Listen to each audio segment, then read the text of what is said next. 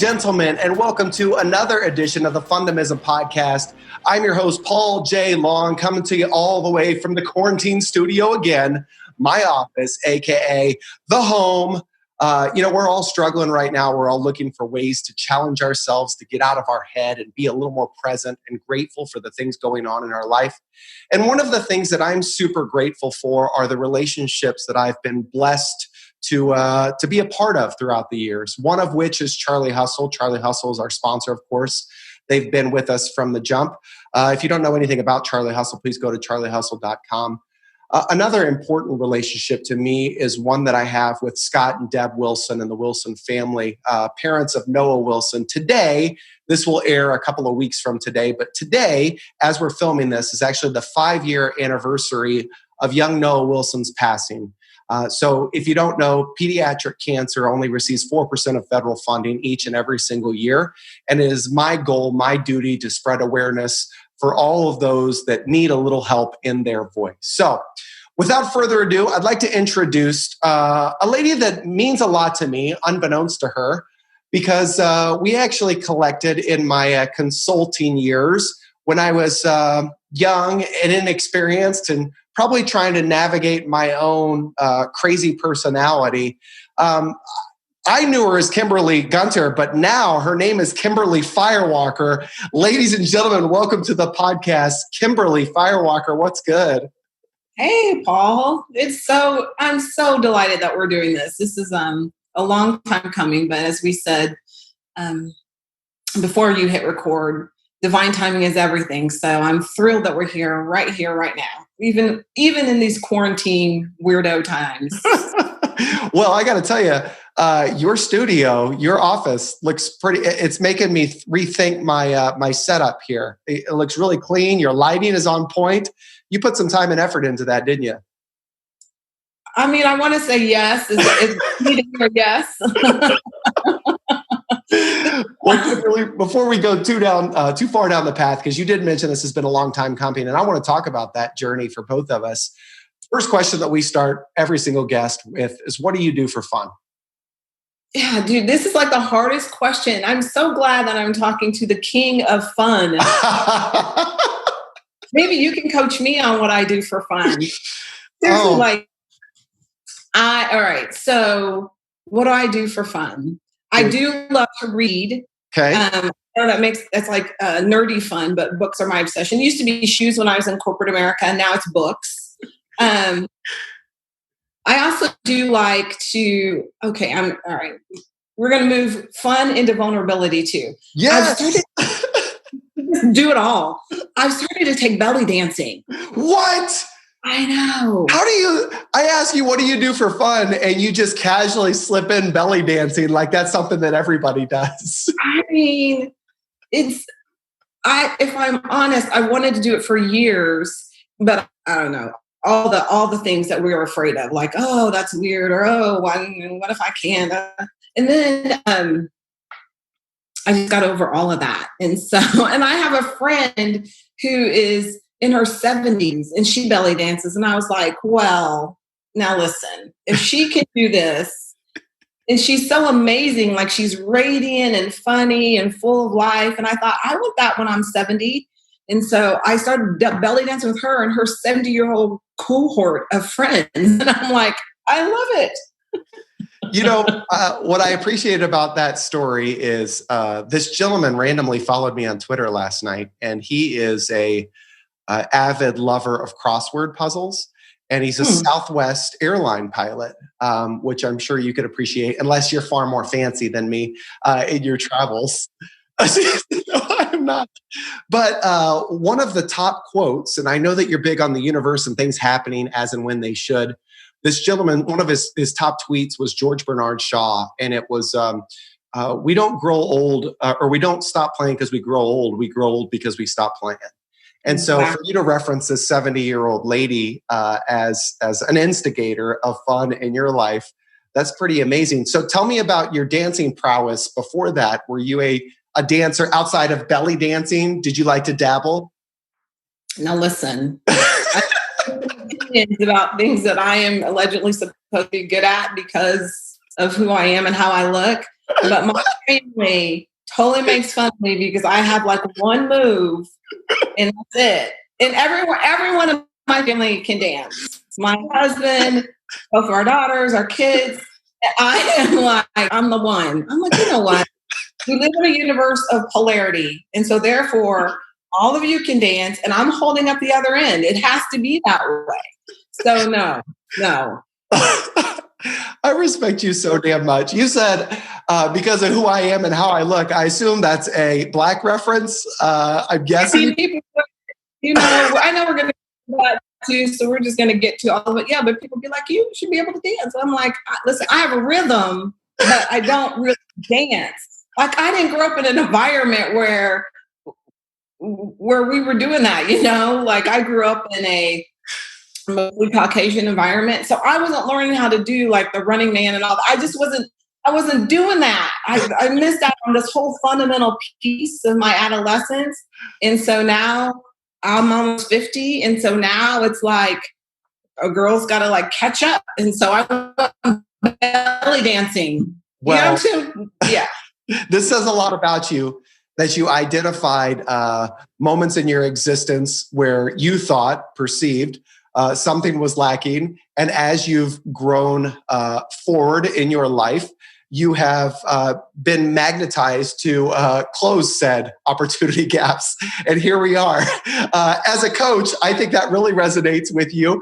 And we're going to talk a lot more about this. So Kimberly, first of all, your past is amazing to me because a lot of people don't know this, but prior to my speaking career and all these stupid dance videos that I put out every single morning, which mind you, are not good, but it ain't about being good. It's about having fun.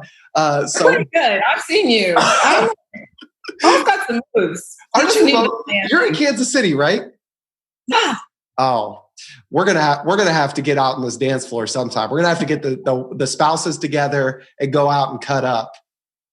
No, I'll do that. I mean, I'm not afraid of just looking silly. I don't care about that. But well, speaking of looking silly, so my corporate career runs somewhat parallel to yours. Only you made it far further than I did. So I started in a call center. Creeping on a come up, started as an underwriter, first person to answer the call, customer service, all that stuff, training manager, trainer. It culminated as a director of call center operations. So when I sunsetted that career because I was over the whole corporate walk and all the red tape, I got into consulting. And our first client that I got the opportunity, or I was blessed to work with under the umbrella of another firm, was AT&T. And one of the first senior level execs that I had the opportunity to cross paths with was at the time Miss Kimberly Gunter. So now Kimberly Firewalker. So let's talk about your journey in both AT&T and your corporate career. How did it get there? Tell me a little bit about that. Yeah, thank you for asking. My father worked for the company when it was Southwestern Bell. So I'm what I refer to as a Bell brat, meaning that it's kind of like being an Army brat when you work for Southwestern Bell. Now AT&T, you travel all around and, they put you in these obscure places, to... the cool thing about AT&T is like you can have a career. I had a 21-year career and I had 13 different jobs. Crazy. So it's difficult to get bored there. I mean, you have to really want to get bored working at a company like that. And so when I graduated from college, I ended up at AT&T after 3 years of working in a nonprofit. And I thought, well, I'll just work here for a couple of years. Then I'll go back and run a nonprofit. 21 years later, I now have my own company. And the steps in between, I used to laughingly say every pair of shoes I ever owned, came as a result of AT&T because my dad, worked there and then I worked there. It was a great career in a lot of ways. I learned a lot about myself as a leader, as a woman, as a, what do I really value? What do I really care about? What do I really stand for? And some of that comes, as you know, some of those lessons come kind of effortlessly, and some comes by the pathway of struggle. For sure. So I'm not saying every day of that career was, rainbows and unicorns, because it was not. No. I need more of you in my life. But like the part that you were talking about, especially working with my teams, running large operational teams, because at the height of my career, I think my largest team, Paul, was like almost 12,000 employees, international. And my last role with the company, I left the call centers and was working on the business side of the house and had a portfolio valued at about $15 billion. So you don't spend time in that kind of environment and not learn a lot about how to lead people well, how to advocate for people, how to advocate for yourself. And honestly, for me, have your authenticity and your divinity tested. That's where I really learned that I have a right to believe what I desire to believe. I have a right to advocate for what I think is important. I have a right, not only a right, but a responsibility for, like what is really in my highest good. AT&T challenged me on every level, mind, body, spirit, to really ask and answer those questions. And it's led me to, I went from Kimberly Gunter to Kimberly A Firewalker, because it was a little bit of trial by fire, quite frankly. For sure. And the coolest name of all time. So, yeah, I'm sure you're tired of it. Your hubby's probably like, oh, gosh. So a couple of things that you said that really resonated with me.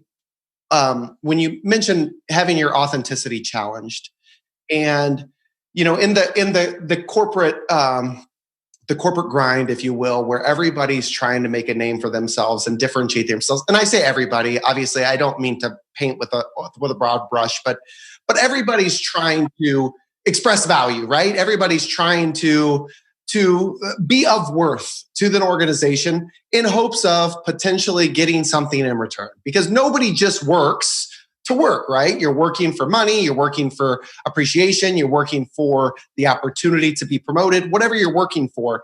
And so along that journey, there's a lot of times where your authenticity really is challenged, and you have to ask those difficult questions. And I think that's one of the things that has resonated with me over time in following your journey.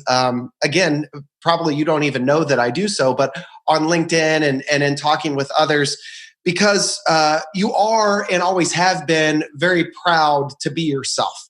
Mm-hmm. And that's something that historically I felt when I was in corporate America wasn't, at least this is just my perception, and of course our perception is our reality. I felt like my authentic self wasn't always warmly received. And it was validated when people would tell me, like, be cautious in this environment. That seems immature. Or be cautious incorporating fun in all that you do. That could equate to a lack of productivity. And it always made me question, like, leadership and question core values of the big organizations, because I'm like, everybody's trying to reduce attrition. Everybody's trying to improve employee engagement.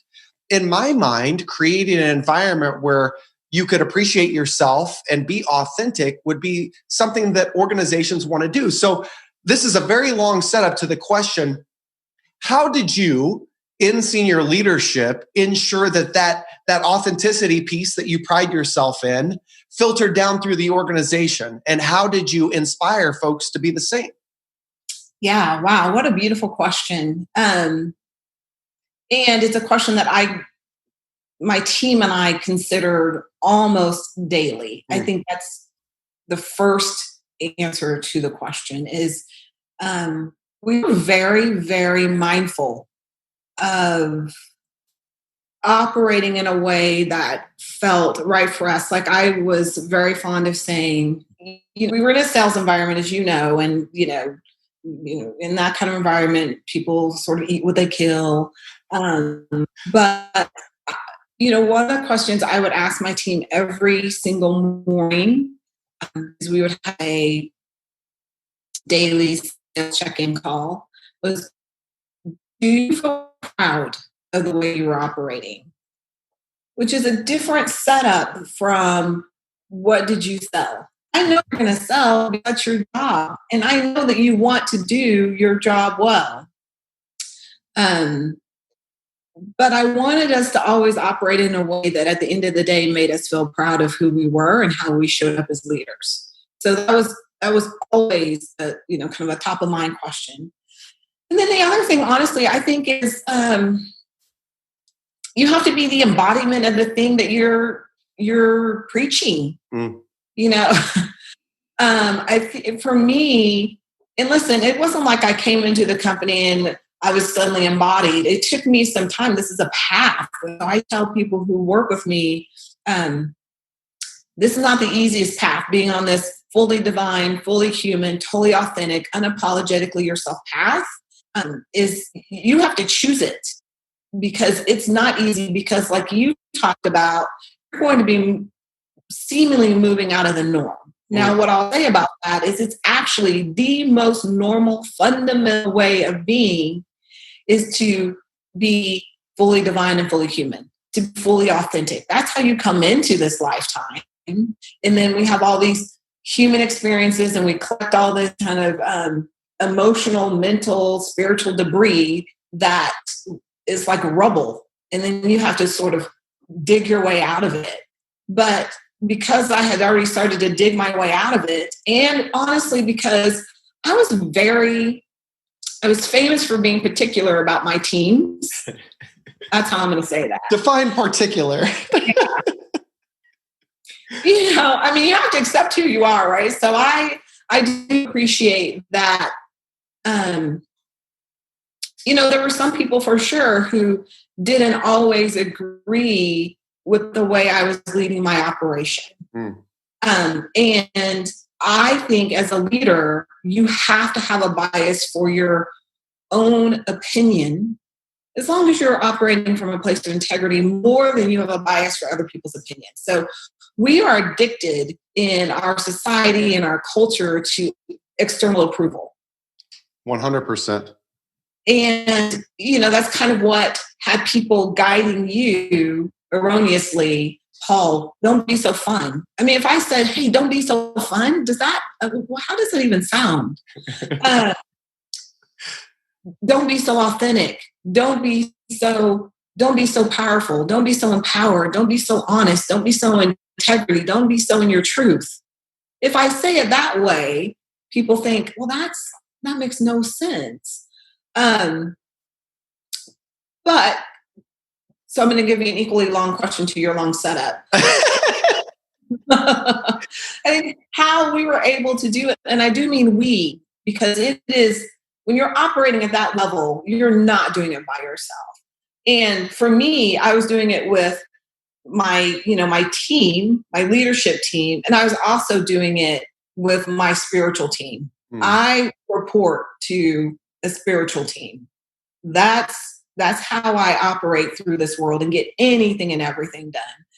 And that allows me to be authentic, because when I'm not seeking approval outside of myself or not seeking another human being, then I can be more free. I can move towards sovereignty which is my goal, and which is the basis of all of my work with my clients.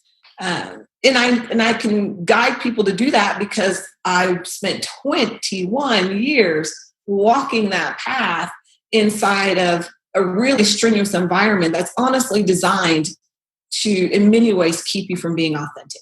And I say that lovingly, and I say that with gratitude. I love that setup for people. We need corporations. We need businesses to be operating in a certain way, because that's how people wake up. For sure. And a couple of things that you said that I hope our listeners are taking away. So first of all, your question, do you feel proud of how you're operating? That is such an awesome and introspective question. as so many people in business right now are, again, trying to find their value, whatever it looks like, whether it's captured by, performance metrics and sales or customer experience or, attrition, whatever it may be, whatever you're into in tracking your success. The biggest question is, do you feel proud of how you're operating? Because as you referenced, you didn't say this explicitly, but in that environment, especially in the sales environment that you and I have grown to know and love and be comfortable in, listen, I could get the numbers to tell you whatever the hell I want you to see, right? I can go out and get them sales if you want me to. But ultimately, am I proud of how I'm doing it? Because at the end of the day, I have to sit on that. And ultimately, you have to report back to your senior leadership team. So when we get behind the scenes and we see how indeed we are getting those metrics, were you proud? Did you feel good about it? And I would say, man, we saw some shady stuff. I'm just talking about in my whole corporate career. And it just sucks because at the end of the day, I am guided just like you in this spiritual awareness, right? And appreciating and accepting who I am and what I offer in this big old world of ours, right? Whatever you believe in, I believe that I'd be naive to think that we as humans are the biggest part of this world. I just myself know that not to be the case. And so leading myself with the gifts that I was blessed with, right? And my authentic self can make me feel good when I'm laying down at the end of the night and I'm assessing the day's worth. So again, for our listeners, do you feel good of how you're operating? I love that. So tell me about sometimes in your corporate experience that challenged your authenticity. You had mentioned that you had been challenged in your authentic self from time to time. And one thing that we haven't really broached that I would love to get into, because right now it's super relevant in our times, that there's a lot of stigmas associated with being a female leader in corporate America. Compound that with being a woman of color in corporate America, and you did the damn thing. You rise to the top. So when you think about the challenges that you faced in that come up, what did that look like for you in your growth? Yeah. Ooh. Deep, huh? There's so many. It's like, where to start? I'll tell you the story. So first I'll say this. When I sunsetted my career, borrowing your term, about 3 years ago, I underestimated the amount of recovery time that was going to be needed to make the transformation and the transmutation from K-gun, which is how I was affectionately known. I remember I had that. a nickname that had the word gun. Gun? The hammer. Not feminine. K-gun. Not feminine. And I'm so proud of it. And in some ways I still am. Like, I can distill what's good about that and leave the rest. But I think it's important because being a woman successfully in corporate America often, I won't say always, but often means, for me, I'll speak very personally for me, Please. Meant that I became a very masculinized female. Mm. And that cost me. Because the system itself is patriarchal, we all know that. And to be successful, you really do have to leave some of your authenticity at the door when you first come in. I mean, no one says this is a rite of passage in the pastor's way. You have to leave your femininity, but you learn it pretty quickly. It's like that story, Paul, of a frog. How do you boil a frog? You put it in water, you slowly warm the water up, and the frog doesn't even know. That's a little bit of how I would describe my experience. And then one day I looked up and I was like, what in the world? I am not a white male, I'm a black female. What is happening? And I had this shift moment where I realized that I was not operating out of total integrity. And by integrity, I mean all of the essence of me, all of the parts of myself, my own values, my own beliefs, those things that all sort of come into question, and I had failed to answer them along the path. And that was like one of my first awakening moments where I thought, well, this is costing me. I was married at the time. I got divorced. That's kind of a separate thing, but it's also how I was just showing up, because how we do one thing is how we do everything. And so when you're showing up as kind of a masculinized female and you're in a relationship with a male, it really doesn't work. Right. That's where you're throwing all that money at them shoes, right? All those shoes, exactly. all those coping mechanisms. Kimberly, all those coping mechanisms. I want to unpack this because this is fascinating to me. So if you guys are listening intently, Kimberly is talking about her journey in corporate America as a Black female and feeling as though she got a little bit away from her genuine spirit or who she was. She literally had an epiphany moment. Wait, you're not a white male. You're a Black female. To hear you say that out loud is absolutely crazy to me. And then to think about, because I've never heard this said out loud from anybody that I've chatted with, that you felt as though your femininity was challenged. And so you really went the opposite way, and that you prided yourself in being more masculine. I'm just paraphrasing, right? But embracing that K-gun moniker that you acquired over time. This is amazing. Yeah, for sure. Yeah. Because for me, and that wasn't like, you have all these experiences, things from your childhood, all of it sort of follows you until you withdraw your consent from all of those experiences. But I hadn't done that at the point where we're talking about. Mm-hmm. And so, I showed up masculinized. And listen, we all have masculine and feminine energy, but I was out of balance in that. We need balance in those energies. Otherwise, we really can't get things done in this lifetime. And the design is perfect, but I had gotten way out of whack with my an unhealthy masculine energy. And I was a get stuff doneer for sure. And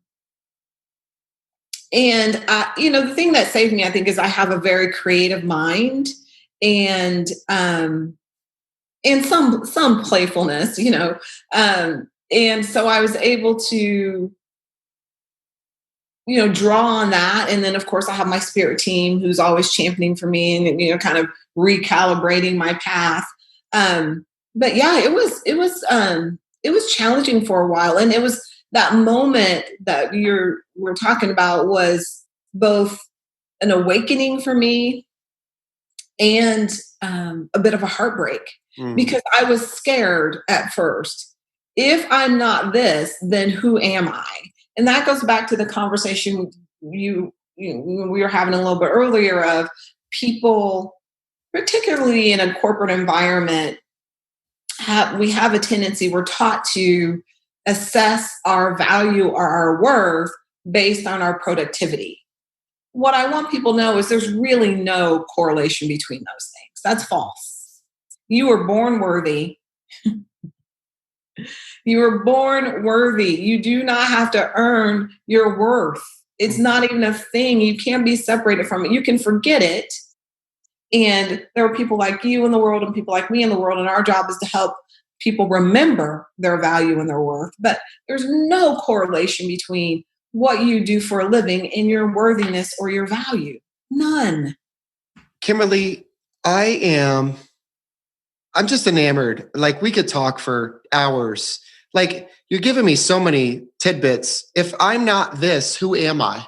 What an introspective question. And you had mentioned, you and I are individuals on this earth that we challenge ourselves to hopefully reveal the opportunity that others have to see their worth and embrace their worth and find their worth. It's always there, but expose it a little bit more. And so today, my morning video was all about, I don't know if you remember Stuart Smalley from SNL, the daily affirmations, but sometimes your self-worth and specifically what you throw out, your inner dialogue, it could really help you navigate through your day. It can help or hinder, right? And so if you're consistently challenging yourself and your worth and you're questioning this masculine energy, or for me, it's interesting to hear you talk about your journey because I've always battled the feminine energy. I mean, like all my friends have always called me out. Like,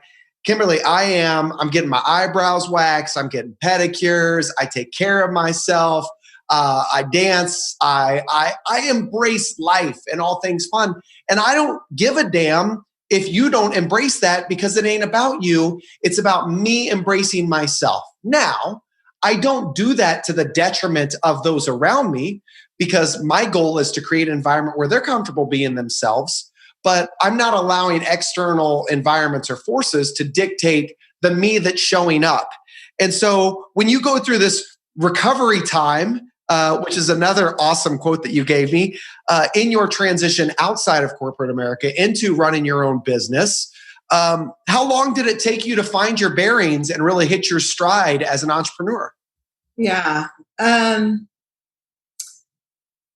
laughing. I can see this image of like, you know how like a boat, like a speedboat will be going and then it'll hit a wave and it'll, Yep. that's how I started. So I came out of the gate just, because I'm Kimberly, right? I'm K-Gun and this is what I do. That's right. And so, when I first, and I'm going to use this term very specifically, when I first came out, I came out as a corporate coach because that's what I knew to do. And I love that work. And I love people. I love leadership and I love people in corporate America and business and entrepreneurs who are really, making a difference in the world. And I want to see people, I want to use your term. What do you say? Some that coming out on the come up like that? I was actually referencing Bone Thugs and Harmony from back in the day when they were on the come up. Okay. It's the first of the month. Okay. That's right. It actually is, isn't it? Almost. Tomorrow. Yes. And so I love that work. And so when I came out, I was like, oh, I'm a corporate coach. This is obvious. And what I discovered is I was working with, like C-suites and senior executives, people who the roles that I had been in and served in. And mostly what was showing up for my clients was this myth, these lies that they are sort of believing in about themselves. And I will use the term lies very specifically, like you're not courageous. You need more confidence. Well, you need more confidence. There's this confidence myth in corporate America that wears me out. You need more confidence. And I thought, well, that can't be right because you're a CEO or you're running a business. It's not confidence. What you need is courage. Ooh. To do what you're called to do. And more specifically, courage to not do what you are being called to stop doing. So when I was in corporate America, we used to do this exercise all the time with my teams called Start, Stop, Continue. And I brought that to my clients. And so the work shifted as my clients started to respond to just me, I think, like how I'm showing up. They wanted to talk about things that were a little less about how do I make my numbers, which most people show up like, I need to make my numbers. I'm like, I know you do. But here's the thing. You're going to make your number when you realize that your life is more valuable than making a number. We've got to get that system out of your system. And so my work has shifted into something I love more. So it's always a discovery, Paul, of more authenticity. I don't think there's ever an end to this work, even for yourself. Of course, I can't take a client any deeper than I've ever been willing to go or have gone. For sure. And so today I work with leaders and entrepreneurs, and I like to think of my clients as people who are spiritually curious and who have read so you've read all the leadership books and you've taken all the online courses. Check that box. You've done all the things you're supposed to do, and none of it's quite getting you there. And you know fundamentally that there's something more for you, something more true, something more, quite frankly, more sexy, more powerful, more exciting, and you want it. But the corporate path or the business path that you've been on didn't have these milestones on your map. So my job is to guide you to your true map. It's inside of you. So the conversations have shifted pretty significantly. The truth is, it's very difficult to get to true authenticity. So the path that I walk my clients through is awakening to your divinity, then freedom, then sovereignty. And it's difficult to do that or walk that path without a guide. Otherwise you would have done it. I mean, I've needed guides my whole career. So the recovery time was about finding the right guides and getting over what I call the guru fetish, which is I had a massive guru fetish. In that, I was looking for my Yoda. You are easily the most quoted guest I've ever had. I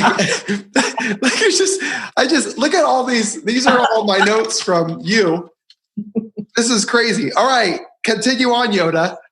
Well, yeah, I mean, that's beautiful, because what you discover is you are your own Yoda. And isn't that what Yoda was trying to teach Luke? Yes. And so try not do. Yeah, exactly. I can't do the Yoda voice. I'm really well, not with that attitude, you can't. Oh my God, that's exactly what I would say to my child. You can't. Okay. Well, so what's the guru fetish? What is it? Yeah, so I had this,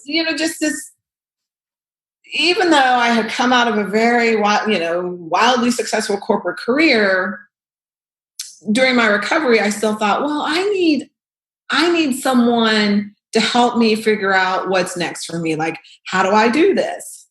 And it's, looking back, it's the most hilarious thing. How do I become more spiritual? How do I become fully divine and fully human, which I could feel in my body, in my bones, sort of chortling in my blood, that's what I wanted more than anything.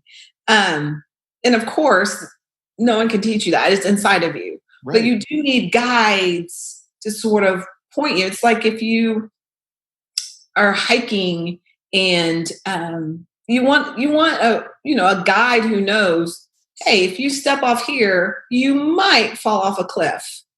You can get off the trail here and explore, but don't go this way because there's massive poison ivy over here or whatever it is.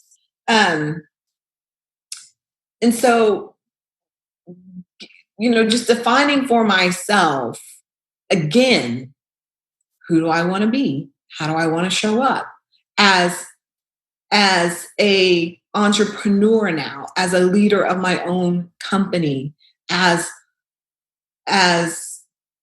freedom? My highest value has always been freedom. And now my life's mission is to become freedom, to become sovereignty, which is a different orientation to the value. So instead of,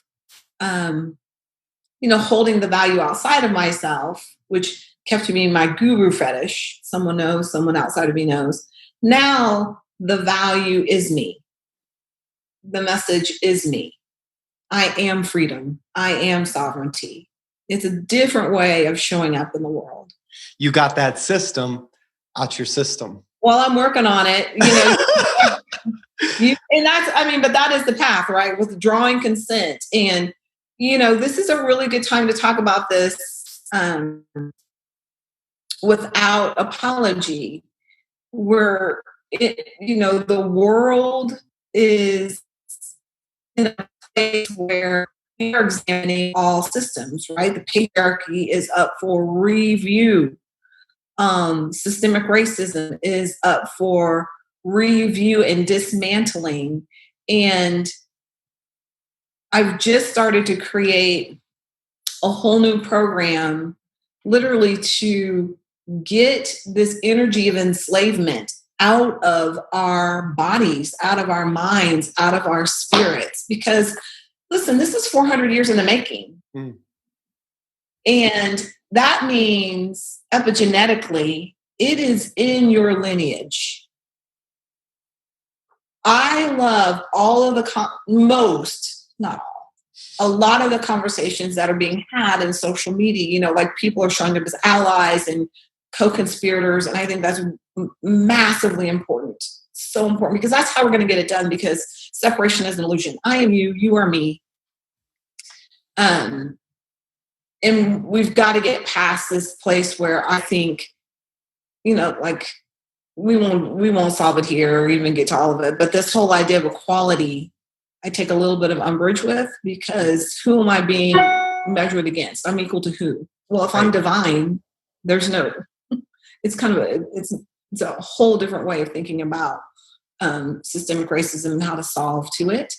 Well, and what's interesting about that, Kimberly, sorry to interrupt. What's interesting about that is the individuals that I found that have the deepest conversations about society, whatever's going on, whether it's systemic racism or the political landscape or your faith. There's so much hate right now, but to wear a mask or not to wear a mask, I feel like those that have the most deep and intellectual conversations that are open to dialogue are those that are really in tune with spirituality and their journey of self-awareness and perception and listening to understand versus listening to respond, right? Which I know that you and your career, as have I, has been just a constant battle in just about everything that we do. So talk to me real quick about,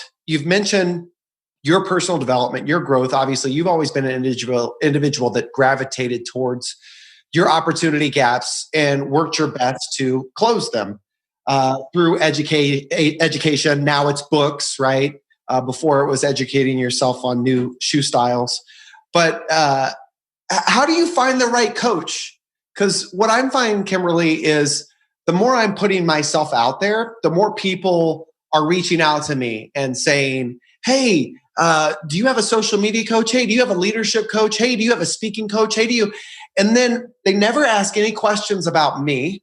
And they always get into their sales pitch first. And I don't know if it's they think that they have limited time or whatever it may be. How did you, and now that you're working with clients, how do you identify the right coach? Yeah, so I've screwed this up before. So we all. Oh man. So today, how I do it, I think it's like any other relationship. You have to realize what you're investing. So one, it goes back to understanding that you are already valuable. I look for a coach who is not, I don't believe that anyone needs to be fixed. So for me, I'm looking for a guide or a coach who, to your earlier point, has the expertise in the energetic and the vibrational alignment with me, who can, fill the gap. I also, I wouldn't buy a pair of shoes without trying them on. I'm not going to work with a guide or a coach who hasn't walked the path. Thank you. That's different than saying, how some people are like, well, I'm a corporate coach and how can I coach a CEO or, like a chairman of the board or whatever, if I've never done that. That's all totally different perspective. I'm talking about someone who has done the work. Mm-hmm. If I'm going to do the work with you, I expect that you have also done your work. And then this is not my phrase. I think Steve Chandler is a coach in the world that you and I live in. And I think he said this, needy is creepy. So like what you just described, people are like, hey, do you need No, I don't. No. Because it comes off as like that, just energetically. I check in energetically with anyone I'm going to work with. Yes. I love your phrase because this is something that means a lot to me. Vibrational alignment. Like that is something that just sticks out like a sore thumb to me in conversation. If I'm walking by and I hear somebody say vibrational alignment, I'm like, oh, damn, what y'all talking about? Like, let's get in. Because it means a lot to me. And I feel like energy is obviously a very real thing. And energy begets energy. And, if you want to feel great, typically it helps to find some folks that emit some form of enthusiasm or energy or goodness. And as a result, a byproduct, maybe it's through the power of osmosis or whatever, maybe you start to feel good, right? So I love this vibrational alignment concept. And one additional thing that I would add to, your identification of the right coach. So first of all, let's align. Let's talk a little bit. What are your values? I like to get really deep. Like, what's your process? I had an individual recently that wanted to pitch me on being an exclusive management company for me as a speaker.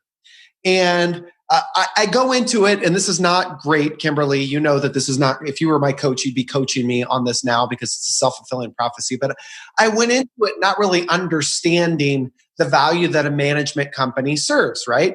In my experience, when I ask the questions, my success, and every path is different, has really been, at least in the speaking realm, has really been expressing a genuine interest in connecting vibrationally to speakers bureaus and speakers bureaus representatives, like at a deep level. Like, I don't care if you book me. I just want you to know, Kimberly, that I respect what you do and I can't wait to get to know you better. Like, I'm not even asking you for work. And I know folks now in the bureaus that have been there for 2 years that we've had a relationship with, and they've never booked me. And I don't give a damn. Like, I still reach out and I send them gift cards and I say, hey, how's it going? And I love you when I get off the phone. But all of that to say that I had this management firm reach out to me, and the vibration was off. Like, it felt grimy. And so I asked her, what's your value proposition? Like, what do you do with speakers?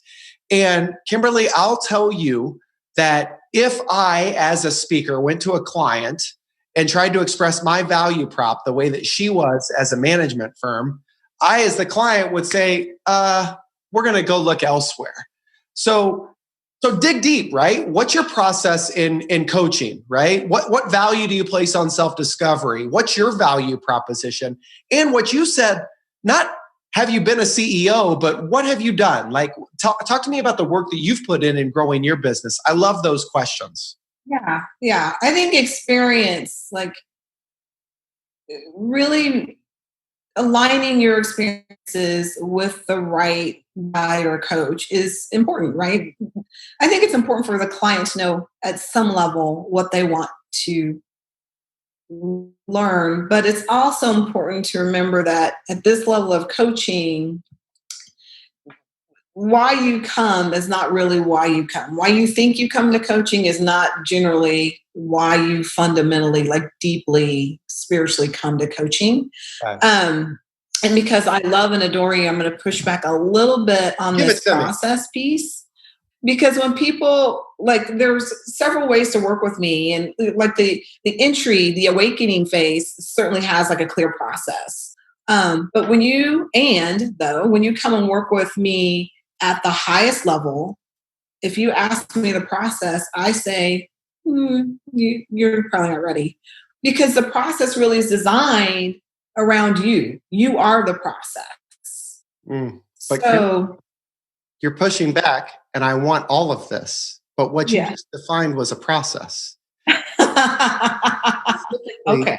Here's if you were to respond with this question, if I were to say, Kimberly, I'm really excited about the prospect of working with a coach. I have some reservations. Talk to me about your process. And you were to say, Paul, I would like to really get into my process, but my process is you. You're going to go through an awakening. And that means that I'm going to ask you a series of questions for you to identify who you are and why you're in front of me. And with that, our path is going to be revealed. I'd be like, well, go ahead then. Let's go. All right, then. You see what I'm saying, though? Like, that's like... I'm going to start letting you write my copy. Here is, and many of you as Fundamism podcast listeners have heard this before, and I know that you subscribe to, I don't know if you put the same level of priority on it, but based on what you've said to me, Kimberly, I believe you do. The most valuable leadership attribute that I believe that we all have in our tool belt is the ability to create moments of self-discovery.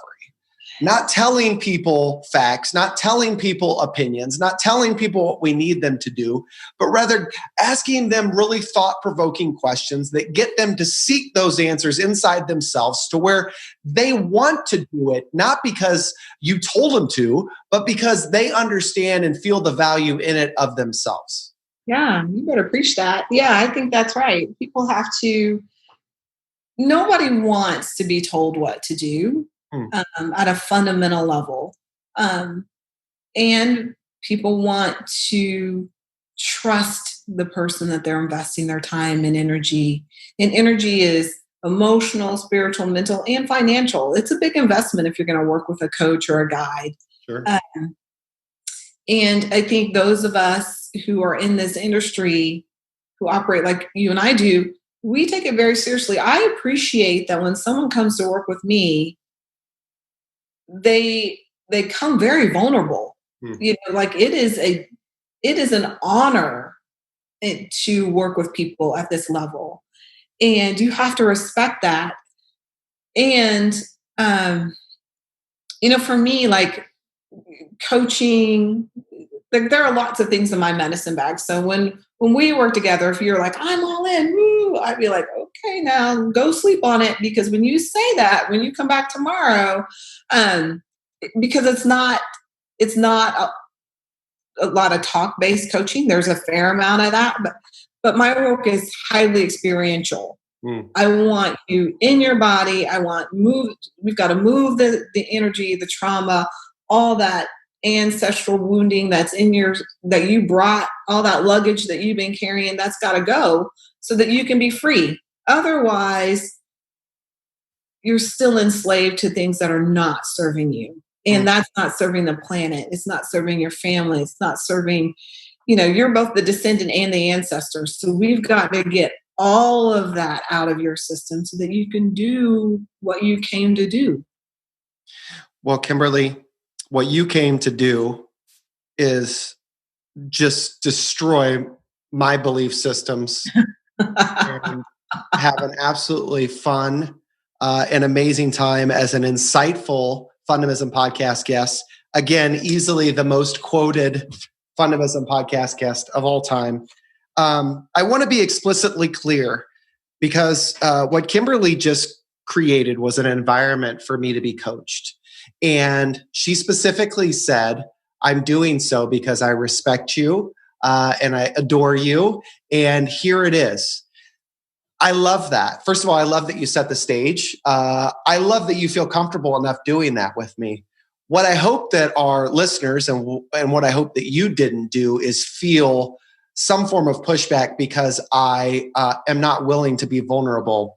I freaking love that, Kimberly. And I need more of that in my life because, you know, we walk through life right now with everybody on eggshells and concerned about what everybody's thinking. And truth be told, I get tired of people saying, I love your content. I love what you're doing. I love your energy. Like, I want somebody to say, step your game up, man. Like, you're missing the boat here. And so, first of all, I need more of you in my life. Second of all, if you come to me though, and you say you're going to challenge me, then you best have your facts right, because I'm gonna come back, and we're going to work on this together. No, I got you. Don't you worry about that. Kimberly, if anybody listening to the Fundamism podcast wants to learn more about you or your coaching processes or lack thereof, and specifically self-discovery, how do we find you? Yeah, thanks. You can find me on LinkedIn as Kimberly A Firewalker.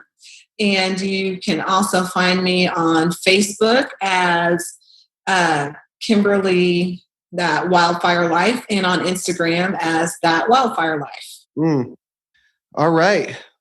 Any words of wisdom, parting words that you just have to get off your chest about shoes, leadership, love?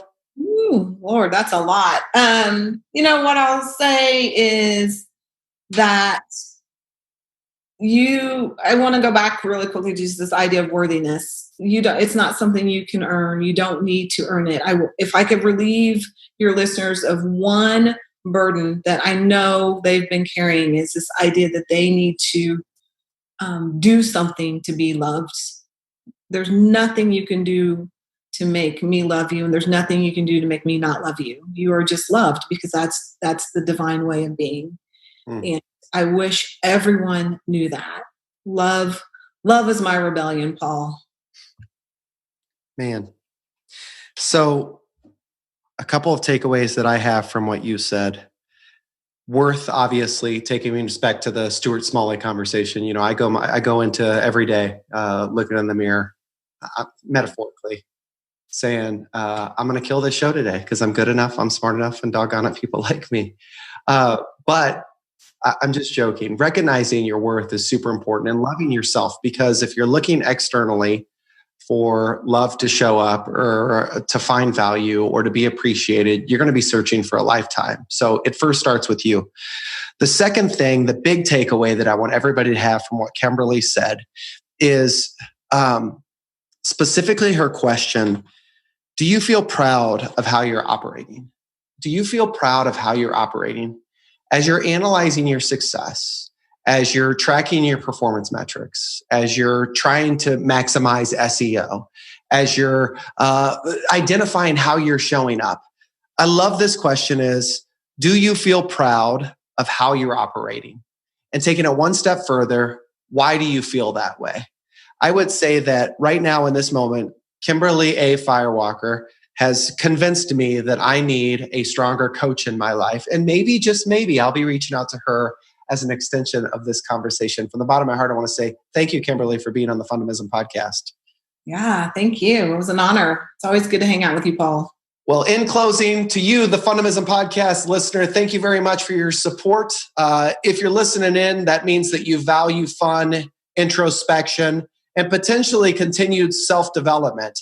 As such, maybe reach out to Kimberly. Maybe grab the Fundamism Connecting to Life Through Fun book that just went live on Audible for potentially identifying ways to create more fun in your life. Now, don't get it twisted. When I say fun, I'm not just talking about, and Kimberly started this whole set, oh, well, I'm not that fun. This is really making me think. Guys, I'm not here to convince you to be my fun.